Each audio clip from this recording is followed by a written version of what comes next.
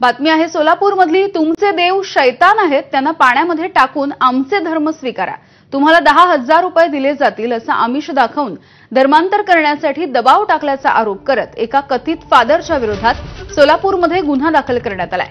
बी रविकुमार असे या 55 वर्षीय कथित फादरचं नाव आहे। सोलापूरमधल्या सेटलमेंट परिसरामधल्या भूषण नगर इथे एका पत्र्याच्या शेडमध्येच रवी याने चर्च थाटलं होतं।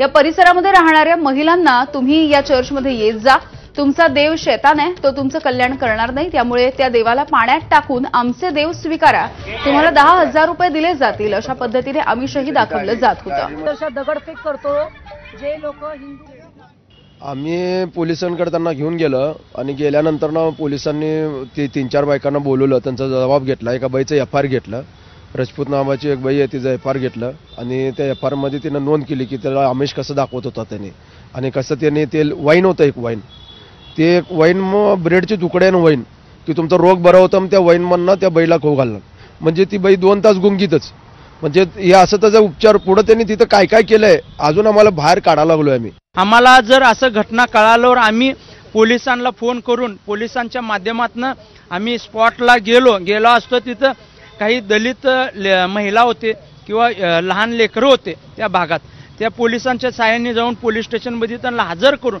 धर्मांतरांचा कायद्याअंतर्गत त्याच्यावर आम्ही गुन्हा दाखल केला।